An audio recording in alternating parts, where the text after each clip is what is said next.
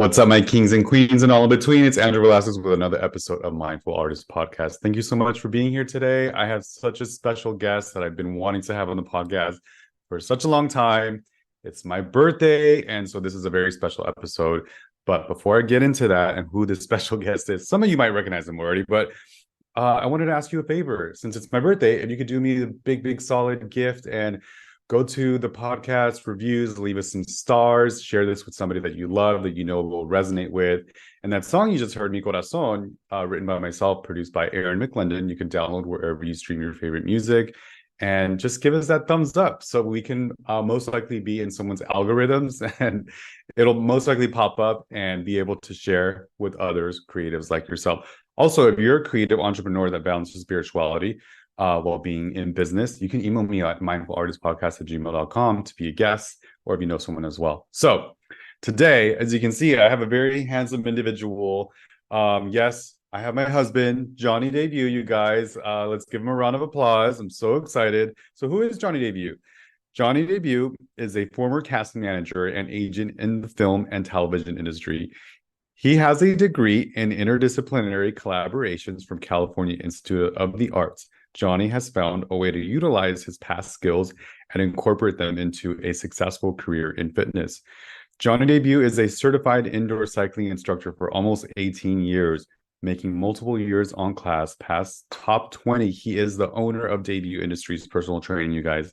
Debut Industries online training and live sessions as a national trainer serving multiple states as well as Mexico.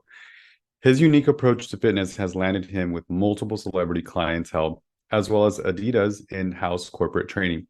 He has helped shape many group fit instructors in the Southern California area, as well as been a consultant to many big box gym group fitness programs. In 2016, he was headhunted by Equinox Gym Southern California as a lead group fit instructor until 2022 when he moved to Florida with myself. And you can currently find Johnny Debut online or at the brand new Crunch in Gym Winter Garden, Florida. You guys, let's give it up for Johnny Debut. Say hello. I'm sweating after all of that. It's a good bio. It's a well-earned bio. It's fitting for. It's weird hearing yourself in a business sense like yeah. that. Well, I'm very proud of you. I really am. We've been together for 14 years, gonna be married 10 years, May 16th, which is right around the corner. And I'm just so proud of you, everything you have accomplished. Thank you. Since I've known you in my 20s and then in my 30s and now in my 40s. I'm proud of you too for growing up.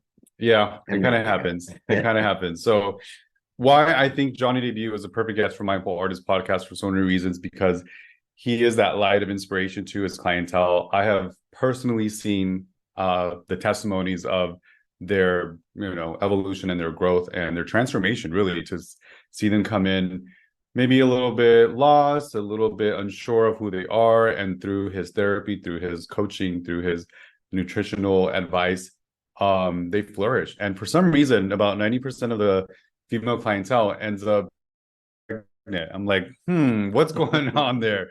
But before we go into like all that, I love your story so much. I know I talk about you. I'm obsessed with my husband, clearly. I talk about your story often because it's really inspiring on so many levels, as far as your origins, like how you were conceived, how you were raised, and the loving family of Patricia and Ralph, who my in-laws that I adore so much.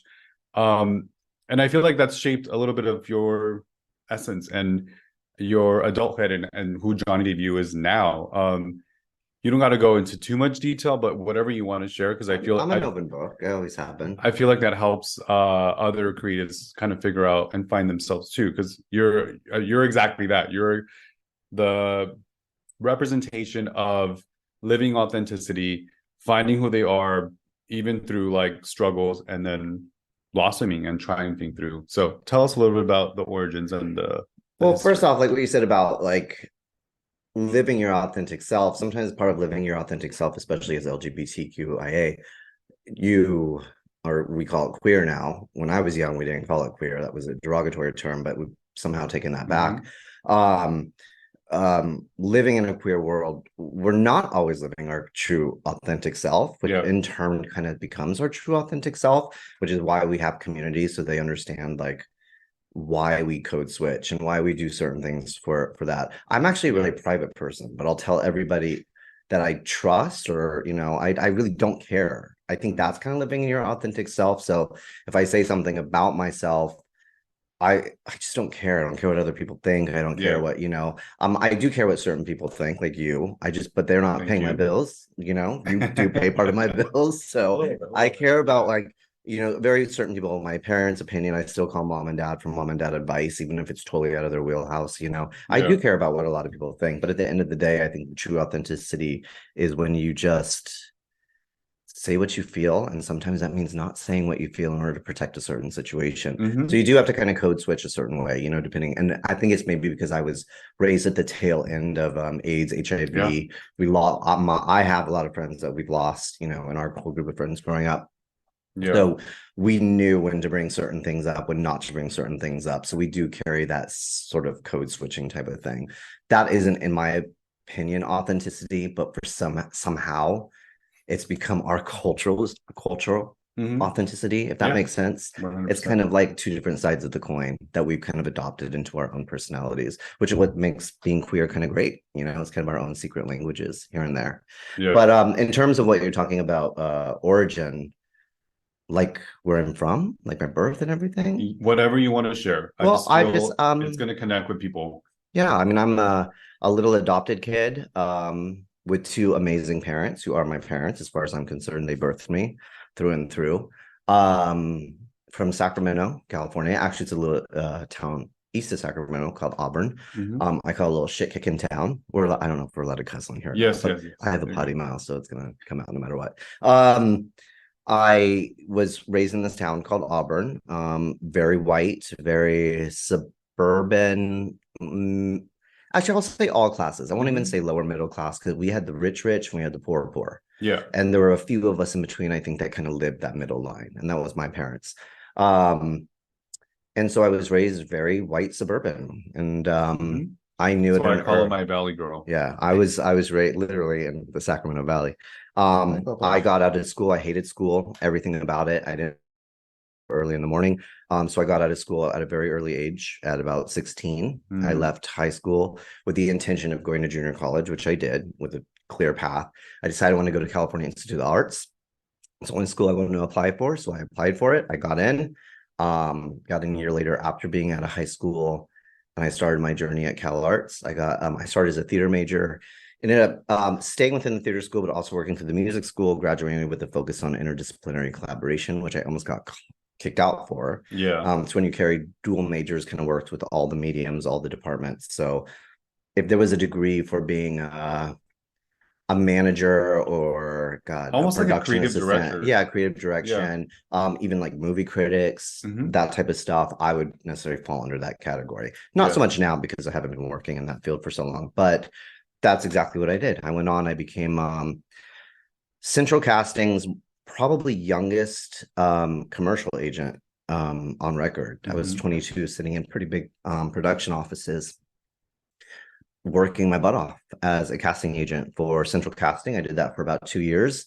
I technically started in the clothing industry as a buyer for a clothing company called Crossroads Trading Company. I started that when I was 17 years old. Before college, throughout college, I helped open up some of the stores in Southern California. If you're not familiar with it, it's buy, sell, trade, consignment. It's just like Buffalo Exchange a little bit. But I was a head buyer for them and a store manager. Went right into casting, was in casting for a minute, realized that it was too much for me. I was probably only 22, 23 at the time, working 18-hour days.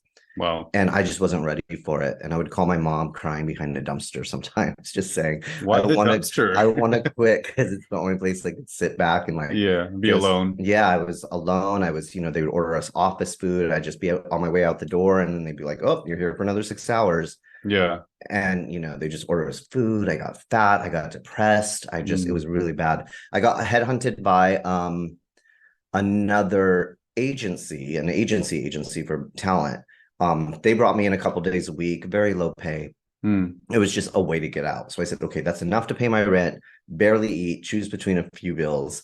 And then on top of it, I picked up go-go dancing. So I was also doing go-go dancing in West Hollywood. So I'd make up the supplements on the weekends and go-go dance in West Hollywood at a few different bars, and then worked those 2 weeks. That agency ended up taking over another agency, and then I became a head agent there. And so then I became working 9 years in that field as a head agent, 5 days a week, 7 to 3 o'clock every day. And that was which agency? That was with a company called Book Talent. It's still around. It works a little bit different now, but yeah, it was great. And then in the meantime, in about 2007, I took my first spin class. No, not even that. It was probably 2003, 2004. I took my first spin class at Gold's Gym Hollywood. Right. Fell in love with it. It took me about 3 times to fall in love with one teacher. She didn't play classic rock, which I loved.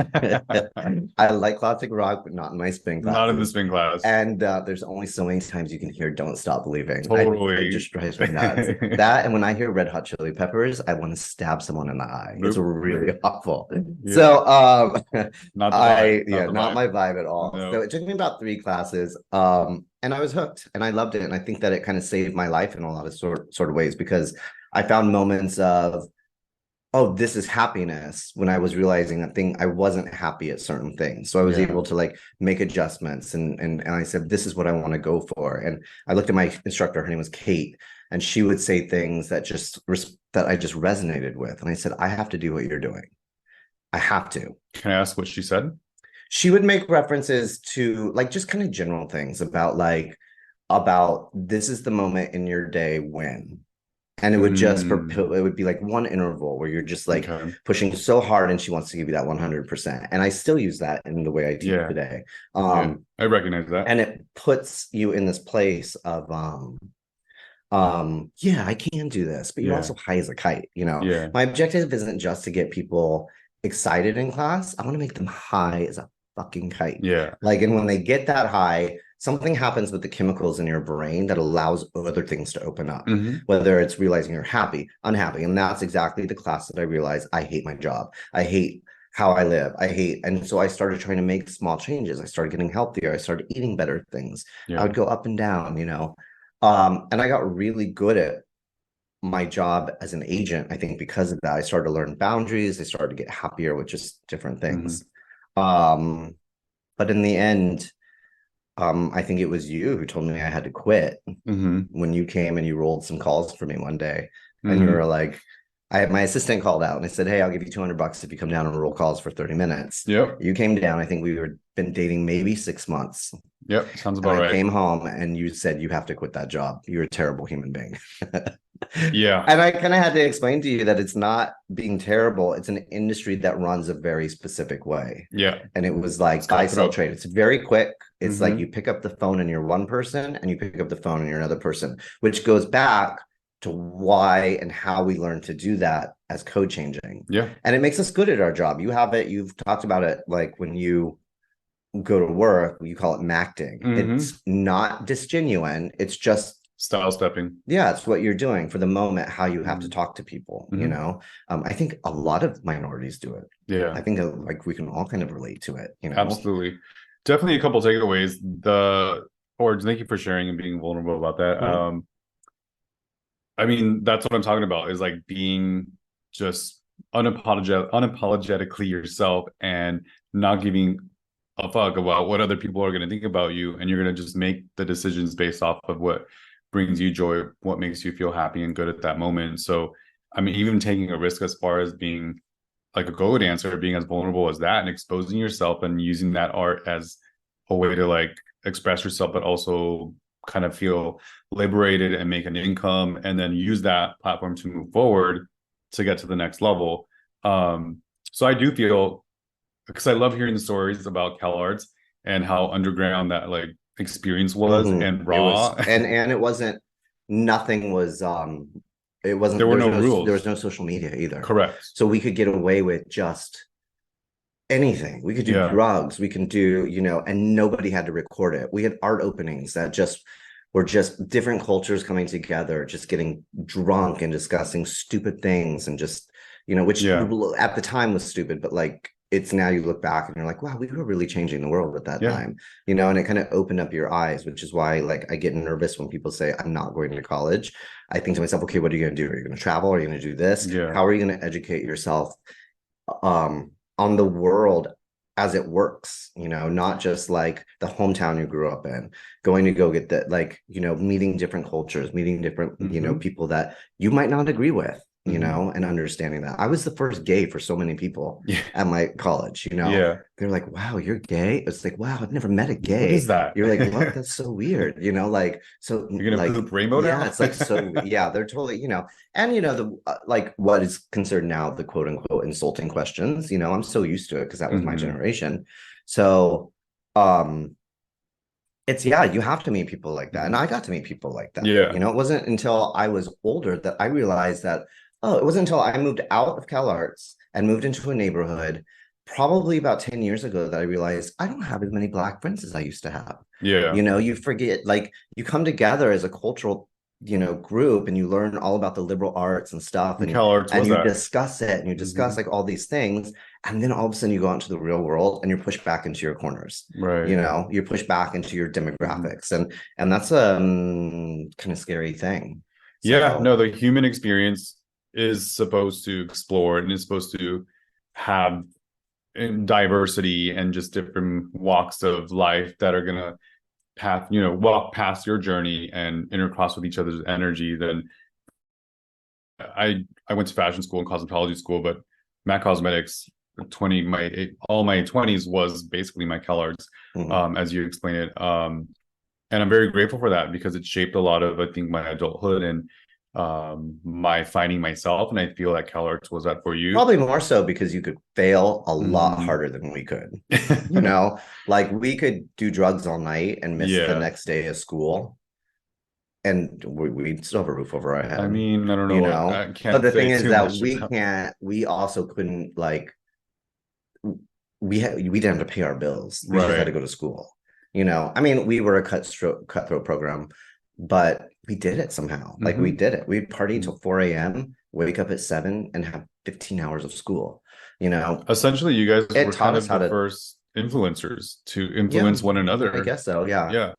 I mean, I don't know how lucrative it would have been, I don't know how, well, I mean, some people went off and did their own thing and some people did really good. And you call yourself the 12, and out of those 12, there has been some really successful, super successful. I won't entrepreneurs. I won't talk about online, but we had 50 people in our class and we graduated with 12. Exactly. Because of the cut program. That says a lot. And because of how intense the program was. That says a lot. It does. I mean, I almost got cut at the end for doing a dual major. So which is ridiculous because it was a dual major, so it made no sense. But like, I'm super grateful for it, and I'm super grateful for that type of education that pushed in. My mom used to always make this joke where, because I wasn't on Broadway or I wasn't, that was the ultimate dream. It was like she thought, oh my gosh, what a waste, and then she came to my very first spin class. Oh, Patricia. And then she sat in that back row, and the whole time, that's my son up there, and she got really excited and made me proud. It made me proud of, like, when she got to see, like,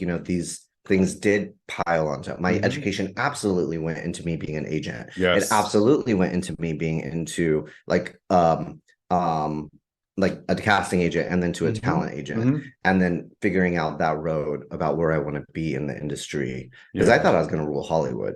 But I mean, in a sense you did in your way. And I agree. In a niche. I agree with everything you're saying. CalArts was a part of the exploration of finding who you were supposed to be and who you are, really, and then be expressive, and then through the casting agency and being a manager there, where I was able to like witness the different sides of your acting skills, and and that's when I was it was genuine to that point. I mean, it wasn't. That's like what it's. But it was very cutthroat. It was very cutthroat. It was. You talk to people a certain way. Andrew specifically, I think, is talking about the fact that I talked to a casting director a certain way, and I talked to an actor in a different way. And I had 300 some odd clients doing what I did. And sometimes you have to be like, here's the rules. Here's Papa Bear talking right now. When you are calling me constantly at 300 clients, I don't have time to go find you work. Yeah. So please don't tie up my lines. These are black and white issues. Yeah. I used to always say this thing, you would get so mad. And to be honest, I still live by it. There's that saying, there's no such thing as a stupid question. Yeah. There are so many stupid questions in the world that all you have to do is Google it. Just Google it, get online. Yeah. If it's there, that's your answer for the moment. I mean, he's not wrong. Do not tie up my lines. Do not waste my time with a stupid question that can simply educate yourself. I do it all the time. I did it twice in the shower today on my phone. Yeah. Something came to my brain, and I picked up my phone and Googled it real quick. I was like, I'm going to investigate that more. Really going on? Oh yeah, because I listen to like my music, and I always have clients when I'm like getting into the shower and getting into getting ready for work. So I always have it close to me, but like I Google things all the time. Yeah, you know, I mean, be careful about your health. Be careful about Googling your health all the time. That should definitely be going to a doctor. But I kind of live by that rule. So I'm trying to, I try to like, even if I get do the research, weird, and if I get in weird situations where like, did I just piss somebody off? Could I just answer that myself? I definitely question myself. I have that same responsibility. It's not. I love that. It's not honest. It's not just. No, I have to remind myself all the time. I mean, even a little last night, I told everybody, do not leave this workout into the cold weather with your muscles too stretched out.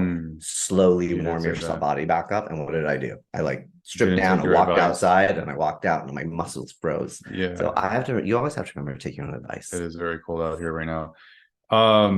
No, I think it's great.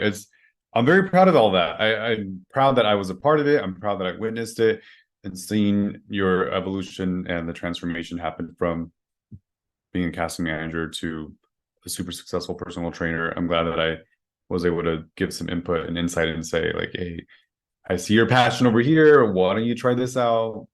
I can help you out over here. And we tried a couple of things too. We tried the D gloves, which is an apparel situation. I've had a few failed like businesses. Yeah. I won't go into them because some of them involve partners and stuff, but like I've had probably, it's part of taking the risks. So. I had 3 failed business attempts throughout my life, maybe 4 if you count one from this year. But you said it one time.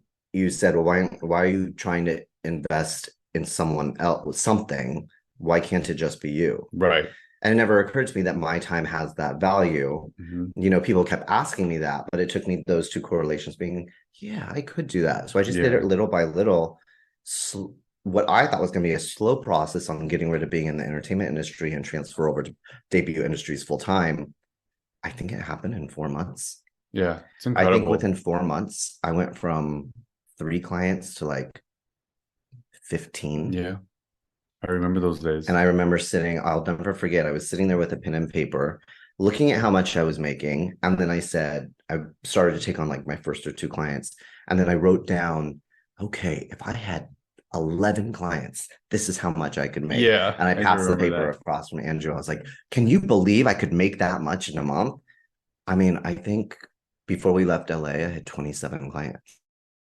So it was like that success was, I mean, granted, we lived in LA, so it wasn't like success is measured. Financial success is measured very different. But it was a big growth. Successful. It was something super proud, and before we moved here, I was able to do my resume for the first time because I thought I'll just have my resume in my back pocket. And I had to do my first resume since I was like 21. Yeah, and it was legit. And I was like, oh, look at me go. Yeah, so it's like I was proud of that growth. As you should be. But I mean, it takes a lot. You got to put a lot of work in. Blood, tears, sweat, support, community efforts, and just resilience, like never quitting, never giving up. I wanted to ask what advice or tips do you have for other aspiring entrepreneurs looking to incorporate more spiritual work or creativity into their craft? Well, I think it depends on what you do. I think that there's I mean, it really comes down to what you do. I mean, the spirituality part is probably on most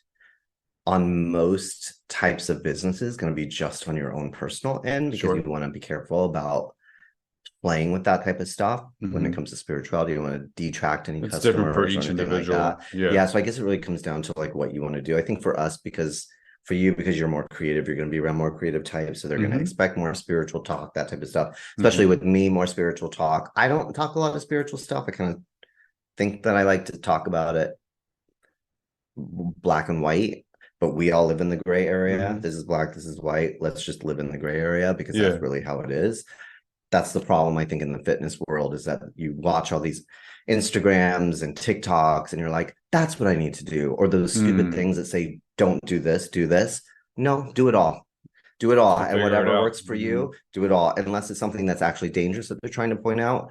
You get to create that story for yourself. You get to create your fitness journey. There's some facts that you have to go through. There's some real things, and that's when you hit a personal trainer or somebody who can help you nutritional,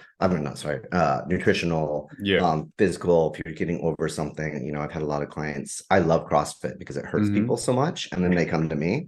Including myself. And then I have to rehabilitate them. I've had some I remember that and brought people in. Probably about 20% of my clients have come from CrossFit injuries. So we have to rehabilitate them back into that same style of work, just done without a timer, just done without something that's going to throw them over, but still give them that sense of.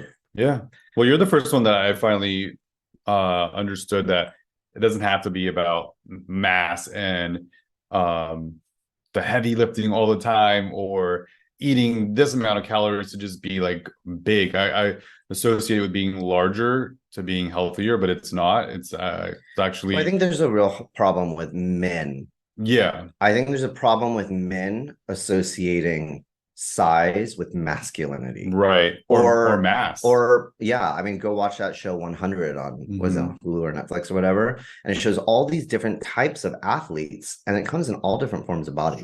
Like there are people that can hold themselves up for hours. There are people who can do. I had a very big muscular guy who had never done any type of work ever metabolically came into my class, and that's my favorite type. Came into my class and had a heart attack. I remember that. And it like that was also because he was on steroids, all of these things. And he looked great. He looked amazing. Does that necessarily mean he was healthy? No, that wasn't that situation. And God bless that guy. He's fine. Is he okay now? He's totally fine. He was actually coming off of it. He was coming off of it, and that was one of the side effects. Now he had been fully on it. Like, I don't know what I would have done. His heart couldn't take it. You know, his heart couldn't take it. He lived through it. But how you define fitness and health, I think is a very personal thing. And some people just want to feel good. Some people want to look good, which means you have to take a different type of approach. But no matter what type of approach you're going to take, it always starts from inside. Because we're a microwave. Everything's going to start from inside. The heat, all of it starts with your metabolic rate. We have to lift heavy. We have to inquire metabolic workouts. We have to do certain things in order to keep us moving. But what those things are for you can be so much. And I fell in love with your philosophy. Also, the relationships that your clientele or the individual has with food and their self-care and how they view and look at themselves in the mirror and what, you know, really their self-esteem. And so I love that you, and I learned that from you, that I had to really like look at myself and heal, like, you know, little Andrew that had been broken before, to love myself, to know that I am worthy of that type of, you know, fitness and that lifestyle and that workout that's going to make me feel my most healthy self. It's about how you feel. So it is mental health. And what you feel is also what you exude. I mean, it's so funny, especially in the gay community. You have all these like hot-bodied guys that like these big, thick bears, you know? Like, it's so funny that like, you know, all these hot-bodied guys like these. It was like, you know, there's some type of cross paths thing, and it's fine with whatever aesthetic you want, but somewhere down the line, and I think that's kind of what's changing right now, is somewhere down the line, someone said, only these people along with these people, only these people along with people. You're not fit unless you look like this, like this. And a lot of what you see out there that's fit is also kind of unhealthy, and most of all, temporary. It's a quick fix. When you look, I mean, you can be in it for a long time, but like 45-year-olds that compare themselves to 20-year-olds. Longevity, right? You know, like you can't compare yourself to a 20-year-old. My body doesn't look like a 20-year-old because I'm not 20, I'm 45. You know, like it won't be that. But if I can compare it to my body to how I felt yesterday, I will always be able to do that, because that's only my own comparison. So I think that that's what happens, is that people have these images on social media, in the news media, and I was a casting director. I'm partly to blame for that, you know. So we hold ourselves up to these standards that are a lot of times very, very unhealthy.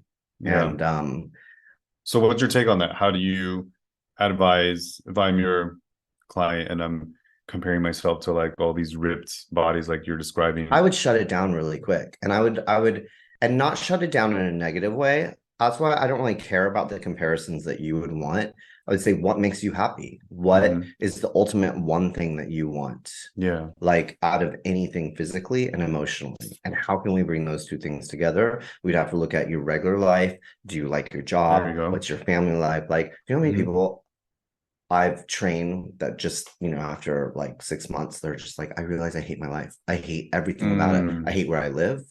I don't think I'm in a healthy marriage. I think that, or whatever relationship they're in.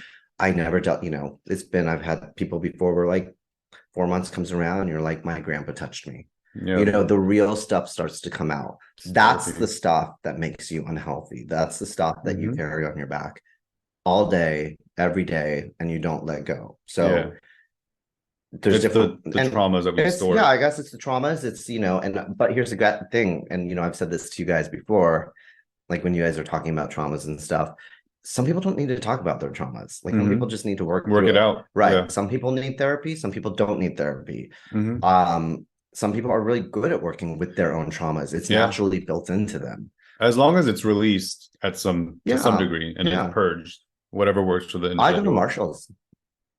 I literally will get in the car. I'll be like, I need to be alone. Retail therapy. And if I say to Andrew, if I say to you, I say, I'm going to Marshall's. He don't ask me to go. I don't. That means that's the word for Johnny's going to work out some demons at Marshall's. Literally. And then I come back with lots of good deals and I love life. That's literally like, if that's how I learned to healthily deal with like an emotion or me feeling overreactive about something, it brings me back to a safe space. Yeah. I think it's because there's also people who don't need to revisit trauma on a daily basis or a weekly basis. It's probably not healthy like that. You know, like that really leads me into the next question. Our favorite queen.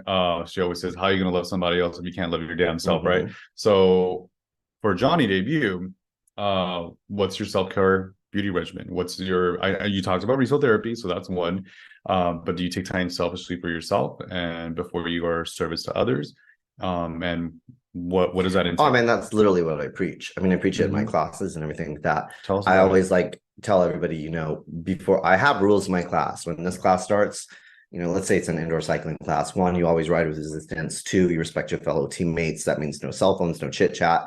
If you can talk, if you can be on your phone, you're not working hard enough and you're also being rude. So go outside if you need to do this. That means they're not present. That goes for every class. If you walk into class late and you don't know how to set something up, or you're, excuse me, and then you get on your phone, you're the worst part. I would kick you out of my gym. I would kick you out so quick. Yeah. And then my third one, whatever you got going there, going on at home in your relationships, your job, because we all have it, stops at the door. Because the only reason that we are there is to deal with that. Yeah. Because that is what's making it. So we have to completely go in and reset all of those things. And depending on what type of classes, that's the outlet that's the medium we're using in order to do it, whether it's prayer, meditation, yoga, indoor cycling, weightlifting. These are all things that are a form of meditation that will reset you to be able to go out. And why do we call it training? You're not going to the Olympics, right? Unless they want to. I mean, you can if you want to, but then you're going to be there 9 hours a day, right? Like you're going in for an hour to train. So what are you training for? Yeah, every day, every single day you wake up, you're training to sleep better, to drink more water, to give more appreciation to the temple that you have, because it just carries. I love that. And then a house. Good. Okay, cool. So, what practices or routines do you have in place to nurture your spirituality, your fitness, passion while running your business too? I don't know. It's not necessarily that I put anything in place. I think I'm very fortunate because I don't have kids. We do. There's one right here. And I say that in the nicest of ways. Come here, Papa. I say that in the nicest of ways because I don't have to answer to anybody. I don't have to wake up to anybody. I don't have those types of responsibilities. I have my dogs, but they're old and they know what we're doing. And so I always have myself, I think, spiritually grounded. And when I don't, I recognize it and I'm able to talk about it. Yeah. When I'm mad, I'm mad. When I like am playful, I'm playful. Yeah. I'm not gonna say I wear my heart on my sleeve because I don't always do that, but like at home at least, it's a sanctuary, you know. I love coming home at night and being able to put my feet up. I create boundaries, and creating boundaries, I think, creates that safe space for my mental space. There's things I don't do. There's things I don't want to do. I'm not interested in doing them. Go off. You can do it yourself. He knows that he can go off and go. I mean, we vacation separately sometimes because which is healthy couples. Yeah. So that actually leads me into my next question. Let's share some tips and advice for couples and maybe what's helped. I didn't see that one coming. What's helped us and what we. So I'll let you go first, and then I can share after. Well, I guess it kind of changes with each stage that you're in. My biggest thing was, and you know, I think we learned this one together, is never tell somebody how they're supposed to feel. And I don't even think that's just a relationship thing. I think that's just all relationships. Yeah. Like that phrase, well, you shouldn't feel like that, or that's not what that meant, you know, or all those things that, you know, that's a dick thing to say, you know, because you're unvalidating the way someone feels, especially when they come to you specifically, or when they're saying, you know, they're telling you about something. It's good to like say, do you want me to be a shoulder, or is this a shoulder moment, or is this you need back and forth moment? Do you need me to be the opposite, or do you need to, you know, those lines of communication, and not telling somebody, you know, well, you're wrong because this isn't validated. Correct. It makes you feel in fucking sane. Yeah. And every person that I know, I mean, everyone's been in that position, especially in a relationship. Like, well, that's not what I meant. Right. It's like, well, that's how it sounds. You know, it could be a different type of conversation, you know? So when you start to recognize those, and to learn to walk to the wall, say, hey, let's recoup. Yeah. You know, I think that you had the problem with that one. Yeah. That's actually what I was going to say next. Yeah, no, I'm a fixer. I'm a problem solver. I want to get to the bottom of it. But through our relationship, I've learned that sometimes you just can't. There is no solution at the moment, and having a little bit of air to breathe, to revisit later when you have a time to reflect, is healthy. And we even came up with a code early on where it's like, are you sensy? Does that mean, oh, you're feeling a little bit of sensitivity at the moment, and we just need to be a partner of support and not be a judgment-free space. It's kind of like a call off, like red flag or white flag, I guess they say, like white flag. And it's valid. It just tells the other person it's time to back up. Come here, Papash. Look, kids want to be here. Look at my baby, Papash. But no, you're awesome. This is great. I wanted you here because you're my partner of life, and it's my birthday, and I'm so grateful to have been with you for 14 plus years and celebrate our 10-year wedding anniversary right around the corner. Oh, you see who the lover is and who's not the like romantic one. But I'm romantic in my own ways. When he comes home, I'll say, he'll be like that, and I'll say like, what did you do wrong? What did you do? Did you crash the car again? It's called love languages, you guys. The car again? Everybody has their own way of communicating. No, but seriously, you're the one partner that has made me, like, I don't know, love myself more. Like, you're the first one to accept all of me and say it's okay to like be different, Andrew. It's okay to be feminine, and it's okay to be masculine, whatever you want to be. Just be happy, and I'm just grateful for that. I just really want to. And some people aren't into that. You know, some people aren't into one specific thing or another, but that needs to be covered before you spend 10 years together. You know, like, these are my ideas here. You grow, and sometimes my ideas have changed about things. Yeah. And you've gone and changed things with me. I think it's just, you're willing to, even when you disagree on certain things, support them. Yeah. On everything. You know, my mom used to always say, like, there's two things people need. They need to, and there's one I agree with and one not that I agree with. If she's listening to this, hi Patricia, I love you. I did not say that. That's what she always says. I did not. That never happened. I think all of our parents do that. Yeah. One, she says you guys both need to be the same religion. For us, we were both raised Catholic, so we understand where that comes from, why we're not Catholic anymore. Correct. We have nothing but respect. Yeah. For the most part. But we became Unitarian, and we try to get to church when we can. We don't really have one here, but we've been able to we follow that same spiritual journey. Yeah. And part of being Unitarian is, the idea that we have this democracy of faith. So we can practice what we want to practice. And we've been able. So on that one, I really agree, because it would be hard, I think, especially this day and age, to not have the happening in same the world values. right now. To find ourselves on these extremes, just being in the South, you kind of see it. We're definitely exposed to different things here. And then second, my mom used to always say, you need to love your husband or wife more than you love yourself. But I would like to change that, is I love myself when I'm with you, as opposed to not feeling good about myself. If that makes sense. I love it. So that's why, because I think we get into a lot of relationships, I think, and not just with lovers, but like with friends too, where we like them way more than they like us. Right. So that's kind of like one of my big things recently, is everything is temporary, and I'm only going to give you what you have given me back, which has made it really easy to cut a lot of people out of my life. Well, it doesn't even have to be about cutting it out. It's actually the universe just filtering it out. So I think that's age though too. I think age really teaches you that, because I call it wisdom. Yeah. I mean, I wish wisdom had clearer skin and not the wisdom body. That's why there's makeup. It's all good. But all right. Well, this leads me into one of my favorite parts of the podcast. It's called Wrapping Up Mindful Cues. Okay. We're wrapping up mindful artists with rapid cues. So just wherever you're at with these questions, just intuitively answer it. Question number 1. Who is your hero and why? Beyonce. Dang, it was like not even a second. It's because she's followed so many different parts of my life, probably prior to you.